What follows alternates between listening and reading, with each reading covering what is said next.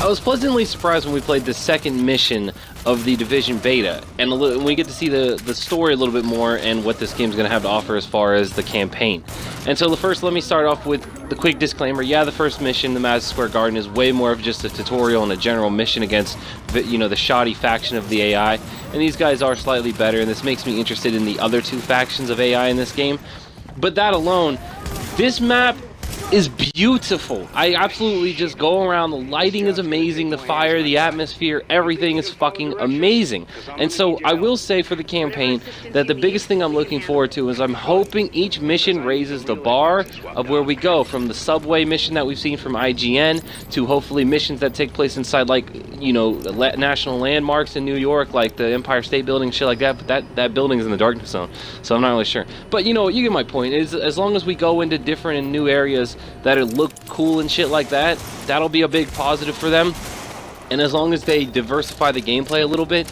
Now, I will say that's still a negative for this mission, is you literally just pick up a fucking square and you put it into a hole, and you do what fucking, little kids do to make sure they understand their basic shapes. You do that, and then it's nothing special. It's really generic, the story. The guy in this mission, though, I do like him. He seemed like a cool character and shit like that. I'm interested to see if this guy his dialogue stays like this. He said he had some cool lines. I can't remember the quote them, but they were good. And if you play this mission, you'll know what I'm talking about. The guy is actually decent. He doesn't feel like that generic other characters we've had so far in this game. So that's a positive, because they were even saying that the dialogue from the main chick in this game, the leader of the base operations that lost her eye looking like Fetty Wap, well, that chick, they were saying that her dialogue is really bad and they didn't like it. So that's just a side thing. Another pro side is still with the story missions is the matchmaking. That's still really cool. I don't remember if this was a matchmaking, but I know we did it on Madison Square Garden, and it just was really cool and it really helped. And so that's a really good thing that's in the game. I'm glad they have that. But yeah, just look at this atmosphere, man. Like, it just blew me away. I had to come in and just look around. Like, the lighting is beautiful. The attention to detail is insane. There's so many little things you can just piece together what this building was for. You have the dead bodies everywhere, and the cleaners here also. But then you also have caskets of what I assume is military, because they have the American flag over them. So that's really fucking cool. There's just a lot of attention to detail. And so if each story mission is grand like this is just one mission, but Jesus, it's huge, the scope of it.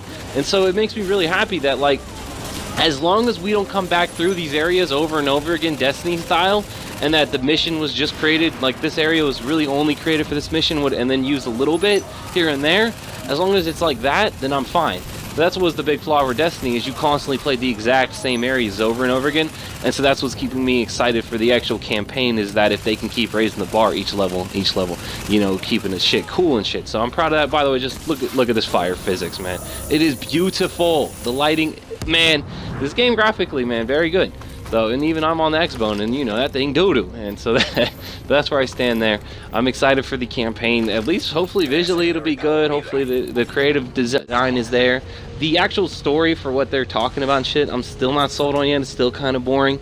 We discovered that it's like a smallpox strain, and then so you kind of know that it was only certain people had the smallpox. From what I know, the strain that they had was inside of a lab, and the disease was eradicated, but somehow got mutated into this man. The story. If not, fuck it. Find someone that'll tell you about it. I'm just saying, I don't really care about the story. Hopefully the dialogue gets better from these characters, and they're not generic.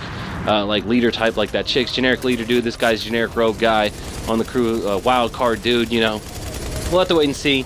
But yeah, I'm excited for this game. I'm a little bit excited for the campaign now, mostly Darkness Zone and shit, but I thought I'd lend my opinion on this and tell you that I am optimistic for this game's campaign, and I'll give it a chance.